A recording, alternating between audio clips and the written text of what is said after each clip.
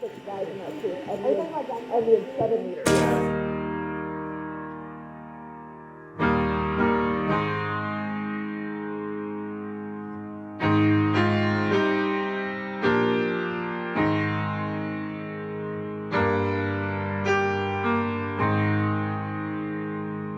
I wish somebody would have told me, babe. Someday these will be the good old days. All the love you won't forget, and all these reckless nights you won't regret. Someday soon. It's okay. Sorry, you look bold? Like, what? Yeah. All that's gonna change. You miss the magic of these good old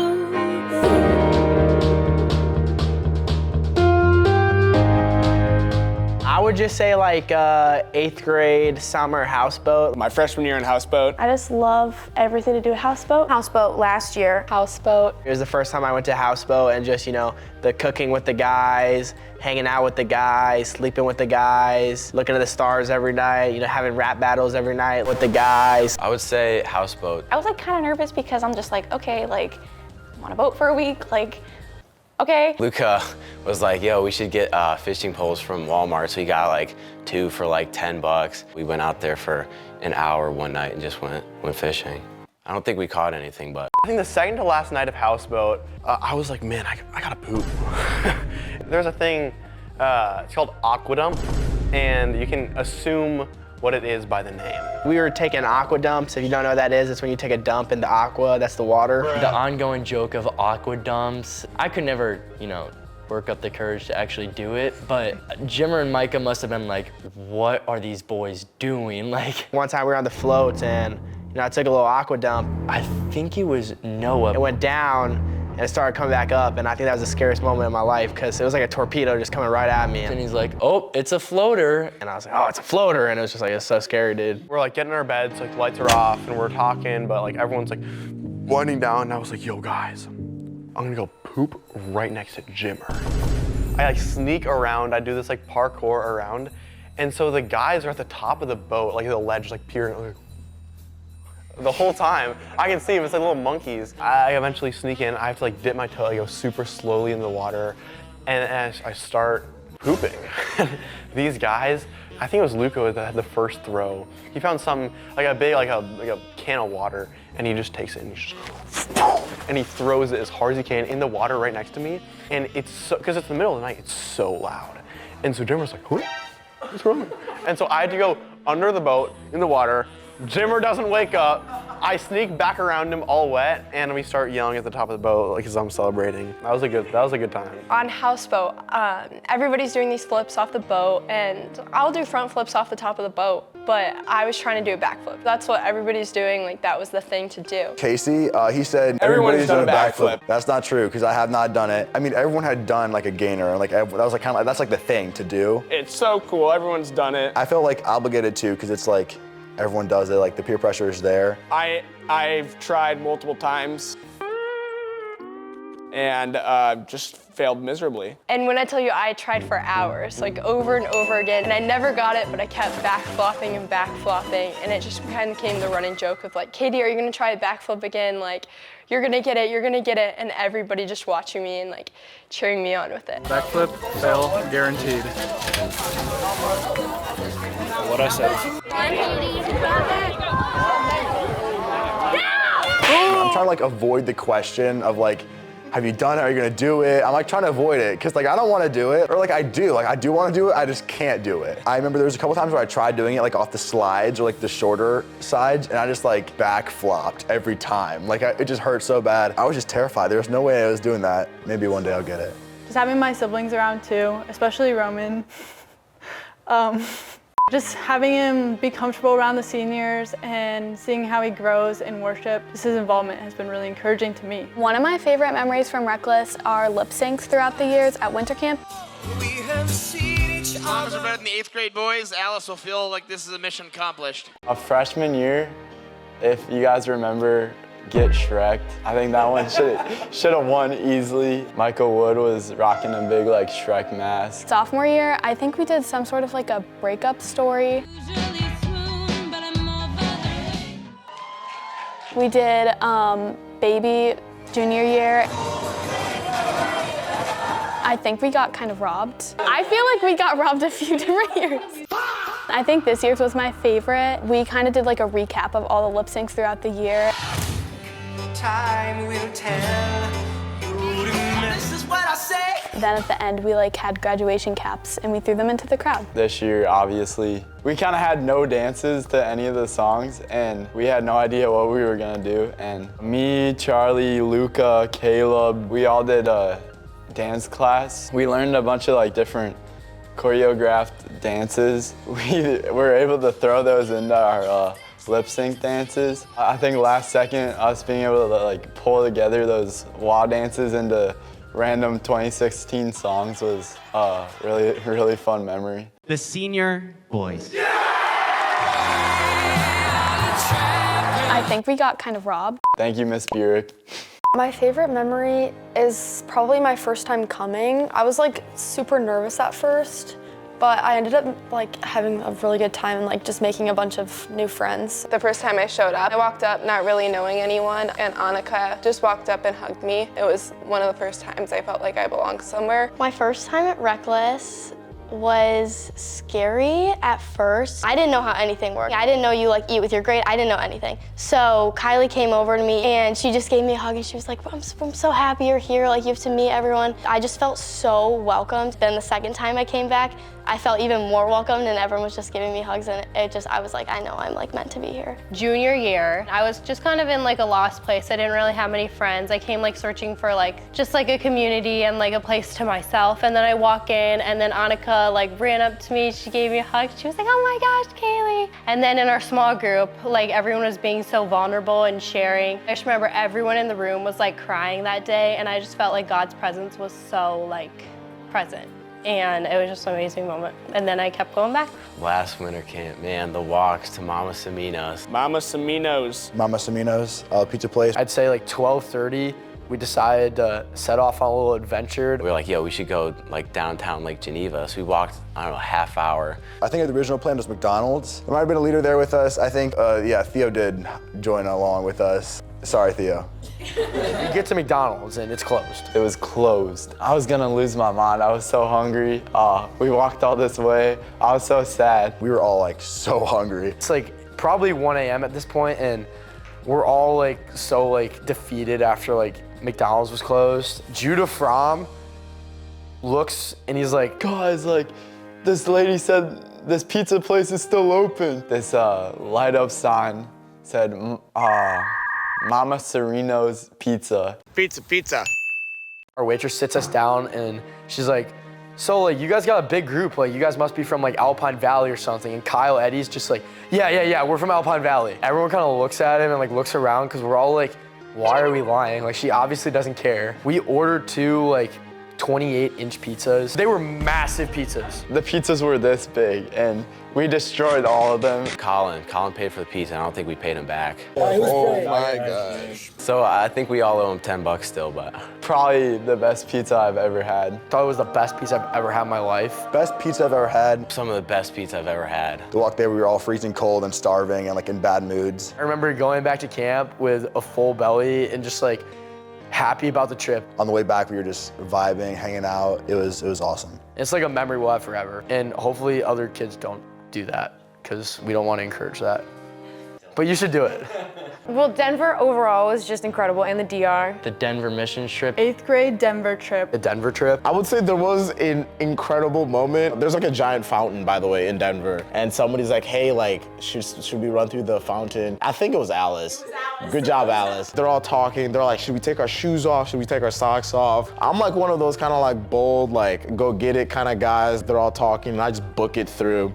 And I mean, I kid you not, I just before they could even like, hey, let's take our socks off. But then there's like some like officer, he's like walking towards us. Apparently it was like a really big spiel. I wasn't really aware of that. I just know that I felt awesome doing it.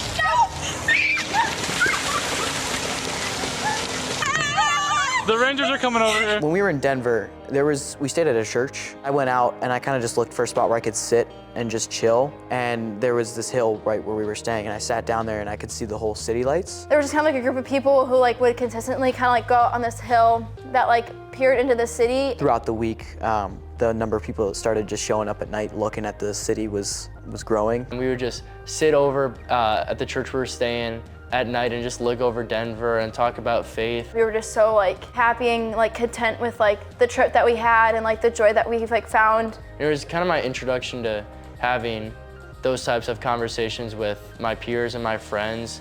It was just such a memorable time. My favorite memory of all time was definitely the DR trip. I guess I just never anticipated like exactly how life-changing that 1 week would be. In the DR, we went to this smaller church and we were like meeting with some of the locals, and we were with kind of just all the kids there playing around. Towards the end of it, this girl came up to me and she handed me something, and so I unfolded it, and it said to Gabby. It was just a little drawing of like me and her playing, and I thought it was so cute, and I still have it. It shows you how like meaningful the connections you made with people there were. I was really nervous because I didn't speak any Spanish. I had braids in my hair, and one of the girls sat down in my lap and she just pointed to my hair, and then she pointed to her hair. Then I did her hair, and then another girl sat down and I did her hair. These two little girls wanted to braid me, Mari, and Abby's hair. For some reason, we were just like screaming like pepas while they were like braiding our hair. Let's just say we weren't the best braiders ever, and they like took like the two like front sections of my hair and did these like really, really like small braids. And so it looked like I had like antennas coming off of like my head. I ended up burning every single one of my parts of the braid because I didn't put any sunscreen on. Shout out to Brooke Single and Alice Cole. I helped me take out all those braids in a very red and hurting scalp. But it was a very like sweet moment. It was really cool to see like their joy of just like braiding our hair and singing a stupid song.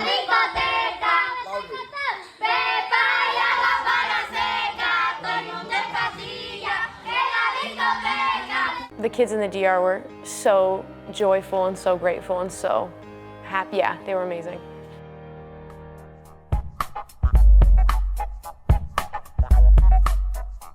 This question is actually so funny because when I first read it, I was like, nothing, because I just don't get embarrassed. Like, I was like, that's not me. And then the Lord humbles you so immediately. One was on Denver.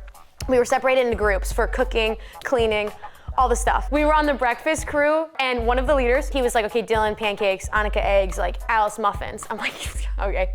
And he gives me 3 boxes of muffins, and I just was like, okay, boxes in the bowl, mix it up, so good. Well, as I'm mixing, I realize that doesn't look appetizing at all. They were all different brands and different like flavors of muffins, but I was like, you know what?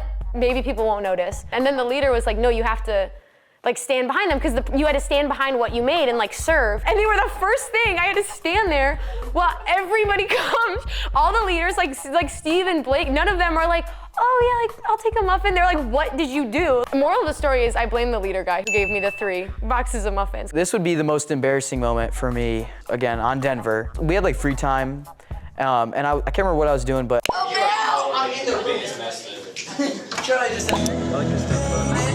but Annika comes up and she gets my attention and she's like crying and she says, Luca, they need you in the conference room. The conference room is where all the leaders are, like it's really scary. I go down to the conference room and Blake speaks up and he goes, so Luca, how's the trip going for you? How do you think this trip's gone for you so far?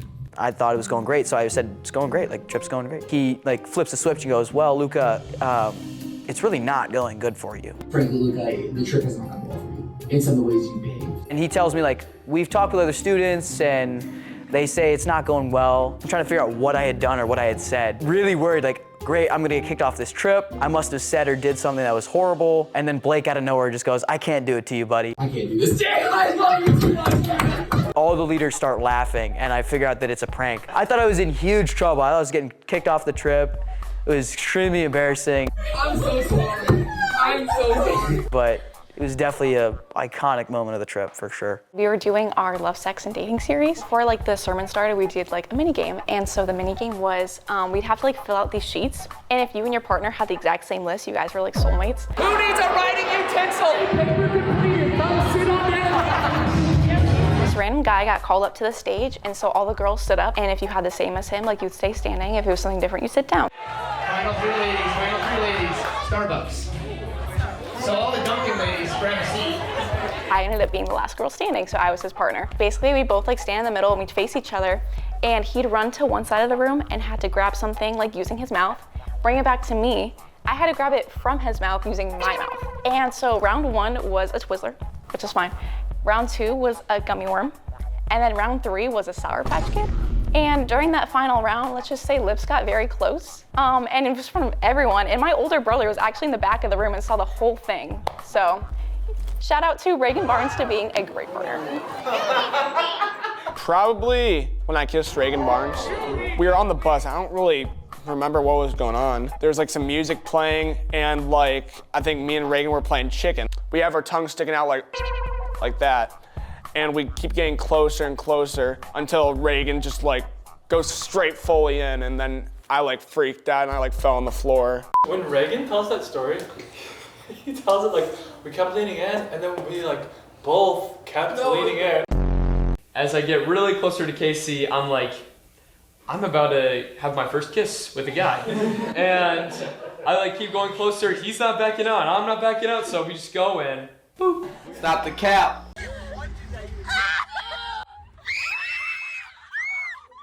Considering that I am dating a girl named Reagan, I had to tell her that she was not the first Reagan I've kissed. And that... Girls in my small group wouldn't say it's embarrassing, but for me it's pretty embarrassing. I tend to cry a lot, which like isn't necessarily like a bad thing. Anytime anyone shares like a sad story and they're like kind of tearing up in the corner, you can look over at Annika and she's sitting there just like hiding, just like crying too, and it is so sweet. It was like Sam's like first ever like time being in small group with us, and one girl, I don't even remember who it was, just kind of like was getting a little emotional, like maybe a tear fell on their cheek. Me bawling my eyes out. I just was so embarrassed because it was like my first ever impression. Okay, so houseboat again. I'm like actually scared of the diving boards. Like I don't do them. I'll swim, like I'll play the games. Like diving boards, like no. They're like, okay, smallest splash competition. And I'm like, oh, well, like, okay, fine, I'll do it. Like, I'll do it. And I'm getting up there and I'm like, oh, this is getting like kind of high. Like, I don't know, I'm kind of scared. Looking at everyone, I was like, I can't back down now. Like, I gotta go. So I didn't jump, I just like stepped off. And I like hit the water and I'm like, ow, like, yikes. Like, that really hurt. Like my hip, I'm like, oh. So I come up and everyone's like, oh. And I just see everyone looking at me like, and Jack Ricken's on the microphone and he's like, ooh, like, that, like, all right, Kate, like, not the smallest splash, like, not good. The judges were like, ooh. Obviously, everyone's literally sitting there and you're just, like, in the water floating, like, I don't know. So I had to, like, nonchalantly get out of the water and be like, oh, yeah, like, it didn't hurt, like, it's fine, it's funny. And then I had to take, like, a 30-minute recovery in the boat. So we decide for the last day in Denver, we go to a mountain called Horsetooth Mountain. South Ridge Trail to Horsetooth Rock. That's right. Yeah. We were going on a hike, so I think it was like Horseshoe Mountain. So we were just like casually walking up the mountain. Like it was a fun last day excursion. Goal number 3 of hiking. Ready for every mile marker. Here we are, mile 1. Let's get it.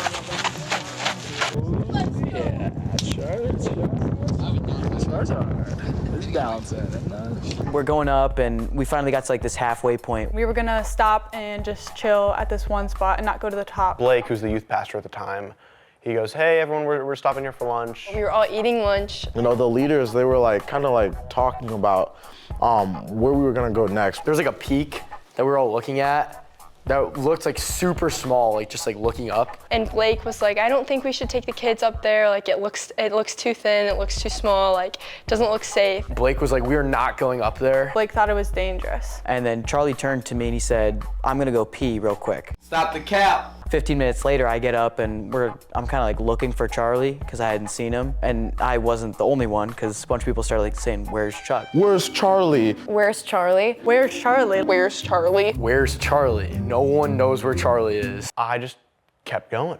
I went up and I kept going up. I think I was sitting next to Alice and we both just like looked up and we were like, oh, like, what's that up on like that little mountain in the distance? Up on this hill, there's somebody, I think it was Olivia, says like, I think that's Charlie. And we're like, that's not Charlie. Charlie would not. Somebody was like, that's not Charlie. So I thought this guy looked a lot like Charlie. At the top of the mountain, there was this shirtless kid. I look up and the sun is shining on this like shirtless person. And he's swinging his shirt around like half naked. And there's this shirtless guy like waving a shirt in the air. The shirt like in the air. He just starts waving it. Bo starts dancing. I won't say how he was dancing, but And then the guy with the shirt starts twerking. I was like, He's swinging around his shirt and also twerking. And then he starts like twerking, and I was laughing so hard. I had my shirt off up there. I was doing a little dancing. I was like, oh my gosh, that's Charlie, we found him. It was pretty obvious in the moment that we knew that was Chuck. And you're like, oh yeah, that's Charlie. He's at the top of the mountain, like by himself. It was a pretty hilarious moment. So what I didn't know was from the bottom of the mountain, from their perspective, it looks like I'm 2 feet from the edge and then I'm gonna fall. And I'm just twerking with my shirt off on the top. But from my perspective, it's 20 feet and I'm fine. I didn't think anyone would be mad. Blake wasn't happy. Blake was so mad and he ran after him. And there was a bit of, how to say it, anger out of Blake. I've never seen him more mad. Blake goes up by himself. He's like, nobody come with me. He's so mad. Someone starts climbing up and they're going fast. I'm like, dang, that guy's moving. And so Blake, the youth pastor at the time, found out. And I was like, oh, he's probably just coming up here, like saying hi, whatever. He gets like 80% of the way there. I get off like the tippy top of the mountain. I see him, he's like, what are you doing? You're gonna die. I vividly remember hearing some words that probably could have stayed inside, but came out. But, you know, it's okay. In the end, it was totally fine, and like Blake was happy. Luckily, the leaders let us go up there. Kind of glad he led the charge in that way. Then we eventually all went up this hill. We like all went up there and like took a bunch of pictures. It was a wonderful view. It was really cool. Very beautiful, actually. I just like will always remember that. Definitely one of my favorite moments of all time at Reckless or Reese's. I'm sorry, Blake. Love you, dude. Not necessarily an awkward moment for me, but an awkward moment for someone else. It was our freshman year, so it was our first houseboat. And Kylie, like, all leading up to this was talking about, like, she bought this specific floaty. It was a llama. I heard about this the whole summer leading up to it. Kylie shows up, the houseboat blows it up, walks it up to our boat and is like, this is Tina. She named the llama Tina. I think it was Thursday night. Kylie like fell off a boat, was emotionally drained, more so than any of us were, just from like the physical exhaustion of everything. I was trying to jump from the back of the big boat to the back of the small boat. I jumped and my foot slipped and I fell and I like smacked my leg against that part of the boat. Kylie's trying to cross over from boat to boat and she slips and her like quad hits the edge of the boat like really, really hard. My leg was like Charlie horsing. It hurt so bad that I just kind of started sinking. I was like, oh my gosh, am I gonna drown? Like she just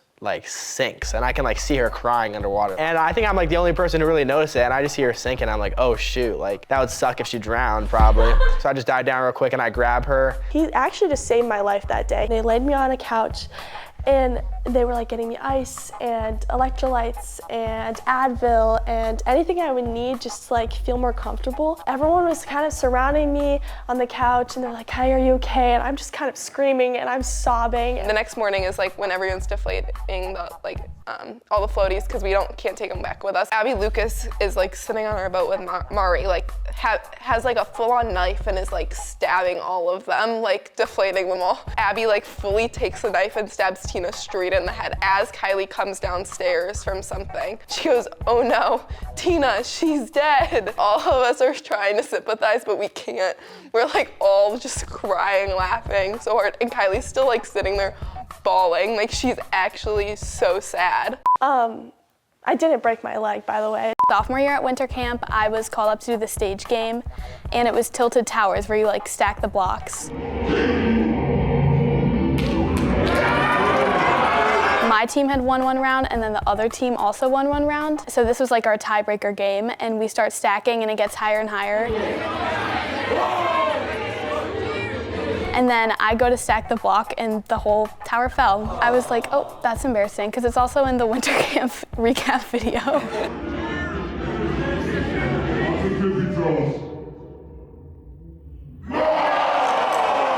So that's kind of sad, but it's okay. Okay.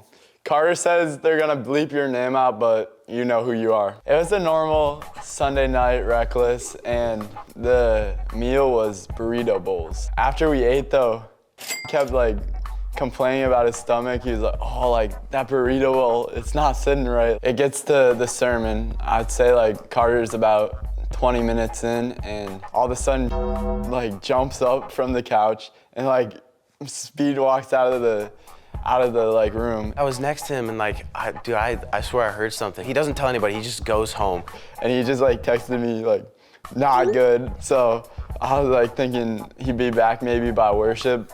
Bro was still not back. Then we get down to small group. We went down to small group and I had no idea what was going on at first. And all of a sudden comes like bursting into the door and we're like, bro, where were you? Like, what happened? And he just straight up says like, dude, I pooped my pants. Obviously we're all like losing our minds. Like, we got nothing done that small group. We were just making jokes about pooping his pants. He said like, we might have to check the couches. And I think after the leader meeting, Jimmer went up to this room and he checked the couch was on and there was a little mark.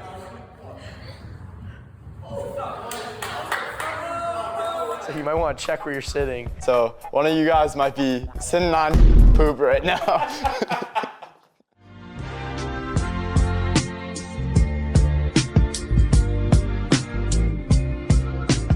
On the drive to Denver, on the way there and on the way back, I got a really bad stomach ache. Mari was driving, and so she would always say, Mari, how far away are we? Are we almost there yet? Over and over and over again until all of us got so tired of her. And so it just kind of like became a phrase all week. Very distinct line of like, Mari. One of my favorite quotes is from one of our small groups, and I don't remember who said it, but it's really good and I think about it a lot. It was probably Alice. Alice drops bars in small group literally all the time. It's all faith has an element of uncertainty, otherwise it wouldn't be faith, it would just be knowledge. Bars. Blecka, if anyone remembers Blecka. Blecka. I think it was when he led us in 6th and 7th grade. We had Blake as our leader. The girls that were in our grade also had their leader, Becca. We thought it was funny and shipped them together and we called them Blecka. So, and they would always run the games and then we'd always chant Blecka. If you know, you know. What is this in my cup? What is this in my cup? Huh? We had like salads and it was just like a thing for us to like slowly just like keep putting like pieces of lettuce in Charlie's like cup of like lemonade or water or something like that. And he like drinks all of this like water and he just like looks at the bottom of his cup and he just goes, what is this in my cup? And it just says, oh, it's just kind of stuck in my brain. The 100 quotes for difficult people. When we were in Denver, we had these meetings that would go way too long. Like I'm talking 2.5, 3 hours. We'd sit in these sessions that were like 3.5 hours long. Like we're all so tired trying to keep our eyes open. Blake doesn't have like permission to lead yet. Eventually he takes control and then it's incredible. And so we're talking and like it's so boring. Just so bored. Nothing's getting accomplished other than people just being really funny.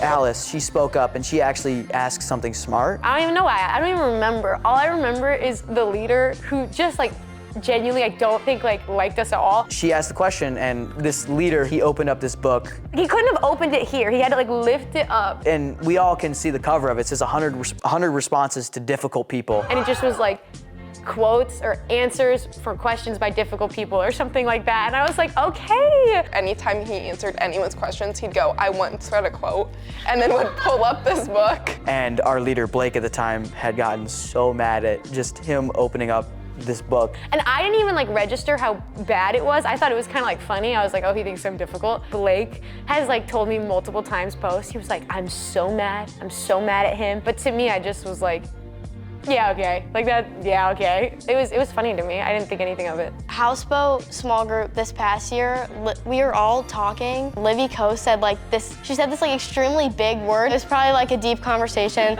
My head's kind of like down, I'm just sitting and she says like something dichotomy. And everyone kind of just looked up and was like, what? I don't even know, what does that even mean? What is the definition of that word? That was probably one of my favorite quotes because everyone, it was like quiet and then everyone just starts laughing and kind of like broke the mood. I'm gonna quote Kanye West, good morning.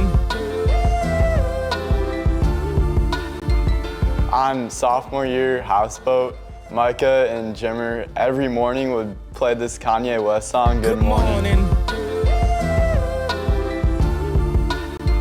I really liked it, but hated it at the same time because like I had to wake up. Now whenever I hear it, I just think of like, I get transported back to being on top of a boat, like in the middle of a lake. I don't even remember who it all was. I know Abby and Alice were there, but we were walking up to Chick-fil-A and there were a lot of cars in the parking lot. And so I was like, wow, Chick-fil-A is bopping tonight. Like, there's so many people. And they just started laughing and I was like, what's so funny? And they were like, people don't say that. And I was like, really? I feel like I've heard that before. And so now every single time we go to Chick-fil-A, they always say like, Chick-fil-A is bopping. Favorite quote? I'm gonna quote myself on this one. We were getting out of the buses and one of the leaders said that when we go to McDonald's, we have to go in groups of 3. I really wanted to go along with this cute girl. But it was like dead silent. And then Noah loud enough for everyone to hear. It's like, all right, me, Kaylee, and the Holy Spirit. And it was really fun. I would say probably Fair. Fair? Fair.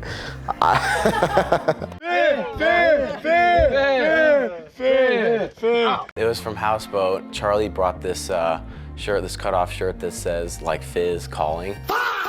I loved the shirt. We were fishing and we got a fish and we threw it down the slide and started dancing with it. We were holding it and like dancing with it. You gotta slide down with him. Bye, Fair. Take the towel off his neck. Pretty soon, not yet. Go! Go, go, go!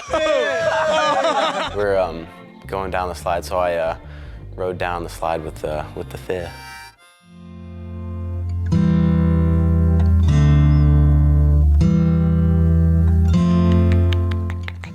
I don't know. I feel like I got everything figured out when I was a freshman. Cap. If I were to tell my freshman self one thing, that's a good question.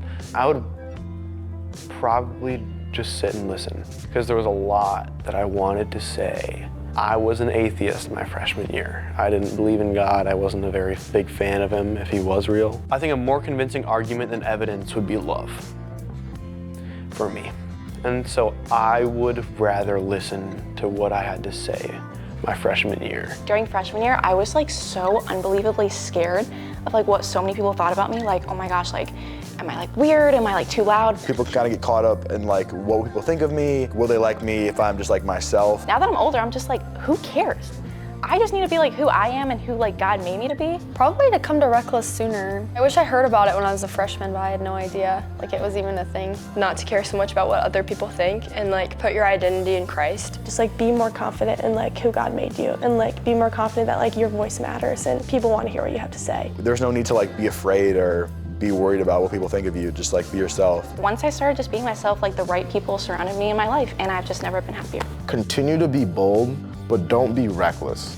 In order to be a leader, you gotta sometimes take a couple steps back, You gotta sometimes sit things out so that you can see the bigger picture. It would probably be to get out of your comfort zone because that's just where all the growth happens. I still hate getting out of my comfort zone to this day and it's not easy, but I think that's really important. To step out of my comfort zone more, reach out to the new person at Reckless, and just be overall more friendly and put myself out there. Try new things and put yourself out there. Coming from like a small private school where I mostly knew the same kids for 9 years, usually that would be something like my freshman self would be too scared to try. It's actually the most amazing thing to step out of your comfort zone. So many good things will come from it. I would tell my freshman self that she isn't alone and that she is loved and seen and heard. I would tell him Jesus loves you. My freshman year was like a very lonely experience because I moved from public to private. I didn't really know anybody. I kind of had struggles with like believing Jesus actually loved me. I knew he existed, but there's just a lot going on in my life where I was like,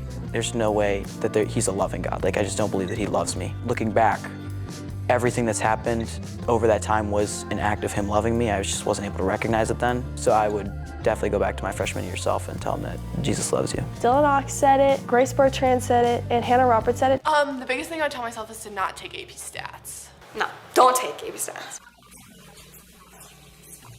Just like don't take AP Stats. It sucks, don't take it, it's awful. My sister-in-law told me, she was a stats major, she was like, Kylie, you gotta take AP Stats. It was my favorite class. Paige, it's not a fun class, it sucks. Don't take AP Stats.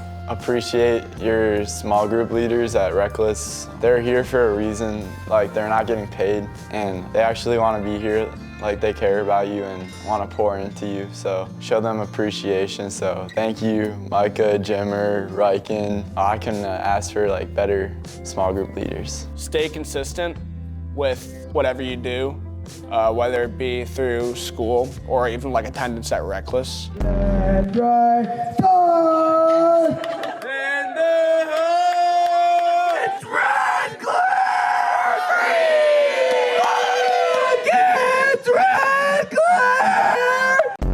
I feel like consistency is what is like the fundamental for like growth.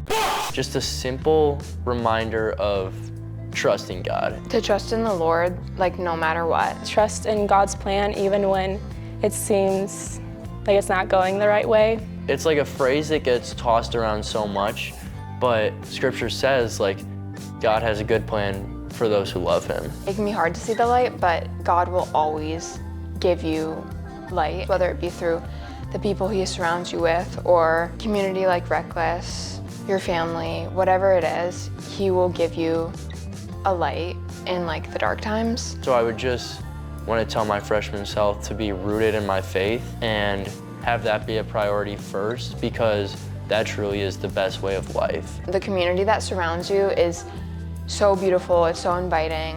Everybody wants you there, and I still feel that same thing with the people. So to not be nervous because nobody is judging me and the people there, they want you there. I would tell her that there's good people and good friends and a great community of people waiting for you.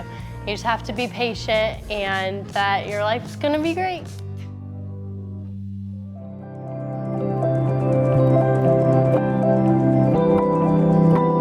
The first time I ever did worship in this room with everyone was with Hannah. I was next to Hannah. They were singing Reckless Love, and I had never felt so, I was just like, this is amazing. Like, I didn't even know this could be like a possible feeling. I just felt so at home, and I looked over at Hannah and I was just like sobbing, and she was like, you're gonna like love it here, it's gonna be amazing. So just that whole first time in this room was like amazing. Just the whole series on Houseboat last year about prayer. The entirety of Houseboat 2025, the idea of like prayer. I think it was Jimmer said one thing that stuck with me: start your day with dear God and end it with amen. Have the whole day be a conversation with God. Reckless is like the one day a week where like I actually look for God, and like the rest of the week, you know, I did whatever I wanted. But I feel like that Houseboat is when it really clicked for me, and I started to start praying every night. I was always struggling of like why I never wanted to pray is because I'm like, well, I don't feel like God hears me. And one thing that someone told me was that like you're never gonna hear God's voice if you don't spend time with Him. And I remember like that, just like everything just like clicked. And I'm just like, whoa, I need to be praying more. And like all God wants is just like a relationship with me. Like it doesn't need to be this like amazing thing where I like use all these fancy words. Like it's just like, it's casual because the Lord like just wants to have a relationship with me. During winter camp, it was right after the Saturday morning chapel service. Blake basically brought us back in our cabin. He told his testimony first, which I thought was super impactful in my like transition into faith. I feel like the strength of his testimony and like the emotions that were drawn through that were very helpful for many people in that group. There's not one specific conversation, but a lot of them have impacted me in the way that our group of girls have always been super close, and it's always been a group where we can share things with each other and be honest and open with each other. Small groups where we're just vulnerable with each other. The overall vulnerability of our small group really encouraged me to be vulnerable outside of Reckless and grow closer to friends at my school and my family. There was one specific small group where we did all go around and share our testimonies, and that was really powerful just because we got to know each other better, like on a deeper level. I think that's really important because we're just able to like come alongside each other and whatever we're facing and just be there for one another. Everybody kind of shared like stuff that they were going through, and it was just nice to hear like nobody is alone in like what they're feeling, and just like it was good to like hear everybody's advice and like give advice. I remember a small group freshman year. It was winter camp actually. Maybe freshman, sophomore year, winter camp. It was, I think, one of the first times that like we really just like opened up to each other about like our just like struggles and just like pasts and things you have to deal with. I felt like something in my heart, like weighing in my heart, the whole small group, and started talking about things I was struggling with, like sin I was struggling with. We all shared like things we've been struggling with. And it was just like really like freeing and like relieving to like hear others. I just remember how like awesome all the guys in my group were. They all like came around me. They prayed for me, like they picked me up. I think it was that small group that Jimmer like had this like infamous, like famous prayer. I remember Jimmer at the end of small group just like prayed over us, and I don't know really like what it was, but like the prayer was just perfect. Like it was the most like perfect prayer I've ever heard in my life. I remember like looking like to the right and left of me, and like we were all like tears were like running out of our eyes. I remember I was definitely crying. I'm not a very big crier, but I remember like feeling a tear rolling down, then maybe like a couple more. In that moment, I felt just like so in touch like with God and just like so loved by like everyone around me. I remember afterwards we were talking about it for like weeks, just like how like amazing the prayer was. And I don't think any of us could tell you what he prayed about. We just all remember like it being amazing and like just like transformative, but I don't remember it. I just remember like it being amazing. During houseboat, we were singing the song Maker.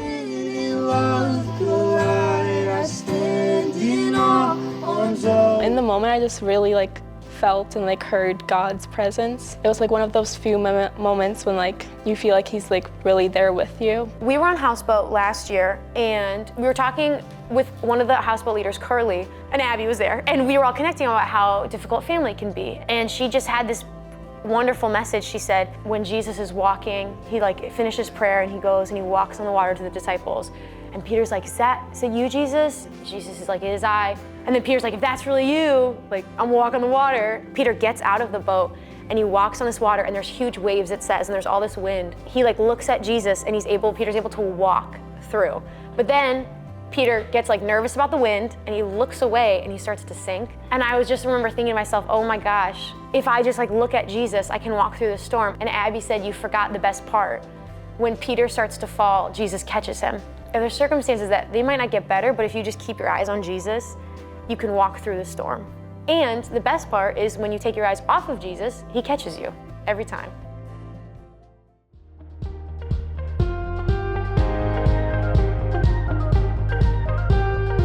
I mean, I feel like not even just faith, but just the person I've become is really drastic from, I would say, even like my sophomore, junior year to now. Reckless has helped me to find people who I genuinely love. Their joy for God has led me to have a greater joy for God. It makes me want to pursue the Lord more. And because of them, like I read my Bible every morning. I wake up early so that I may continue in the Word. And I genuinely have like a heart for God. Especially because of worship.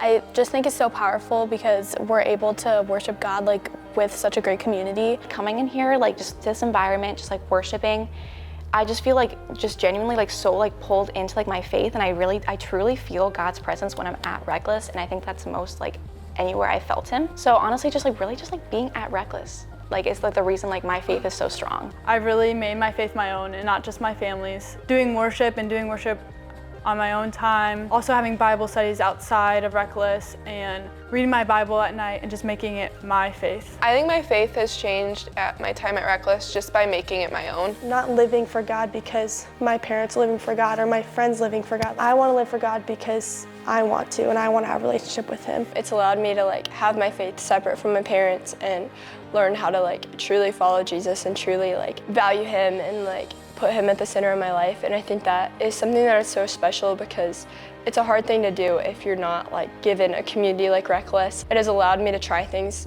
and like serve in a way that I wouldn't have been able to do if I didn't come here. I feel like I actually started to have a real relationship with God and with my own faith, and I think my practices became a lot more regular, and I kind of grew into like shining his light. Just being able to be surrounded by people who love the Lord and being able to learn and grow, because I am not the most knowledgeable about everything. You can learn from the people who know more, and you can pour into the people who know less. I would just say my faith has just grown in my confidence and ability to share and to branch out with other people. I went from like not believing to believing over the summer through like Bible night, like Wednesday night Bible studies, and then the rec club on Sundays, and then getting baptized. I've really fully become a full follower in Christ. My faith has changed so much because of so many of the guys and the girls in our grade. I found so much of my faith being reflected back and being encouraged in them, and they just inspire me to want to know more, because I want to have the conversations with them, and I want to be able to help them in the way they've helped me because they know Jesus. I just learned how fruitful it can be to talk about God with others, and just get a group of brothers together and study His Word, ask questions together, pray for each other. You can grow in your faith through others and being with others. That's something Reckless has really taught me, the importance of. Through just this community of always rooting for each other and supporting each other and being there for each other, it's really reflected how much God cares about all of us uniquely and individually. I've definitely grown in my relationship with God through growing my relationship with these girls. I think just that in every season of my life, I should never feel lonely, because the Lord will always be with me and be showing His love for me, and that I can always lean on Him even if I feel lost. I didn't grow up going to church. I believed in God, but I never really had a relationship. I feel my relationship with God has grown so much. I'm motivated to have a relationship with God, and I bought my first Bible after the first time I came. My faith has grown a tremendous amount through having a small group of guys who I know care about me. That's something in the Christian walk that is so important. I just don't take for granted at all the guys and leaders that He's given me, because the Sunday night conversations that we have are a blessing and an encouragement to me. Having that has challenged me as a person of faith, and therefore caused me to grow. Over the past couple years, my faith has grown a ton, and small group has definitely changed the way I've thought about God. I feel in small group, it's just everyone's listening and loving, and I feel I've just learned so much over the years. I've just learned how to trust in Him during the difficult times, and how to lean on others and not feel as overwhelmed, because when you're going through difficult times, it can definitely feel like you're alone sometimes. But I've learned that when you rely and trust in others and trust in God, that He will always make a way for you. I truly don't think I had a relationship of my own with God until I had people other than my family who are walking through some of the same things. So I think having the people here to come back to walk through life with has had such an impact on my life. I wish somebody would have told me, babe, that someday these would be the good old days. All the love you won't forget, and all these reckless nights you won't regret. 'Cause someday soon your whole life's gonna change. You'll miss the magic of the good old days. Never thought we'd get old. Maybe we're still young. Maybe you always look back and think it was better than it was. Maybe these are the moments. Maybe I've been missing what it's about. Been scared of the future, thinking about the past while missing out on now. We've come so far, I guess I'm proud. And I ain't worried about the wrinkles around my smile. I got some scars, I've been around. I felt some pain, I've seen some things, but I'm here now. Those good old days. You don't know what you got till it goes, till it's gone. You don't know what you got till it goes, till it's gone. I wish somebody would have told me, babe, someday these will be the good old days. All the love you won't forget, and all these reckless nights you won't regret. Someday soon your whole life's gonna change.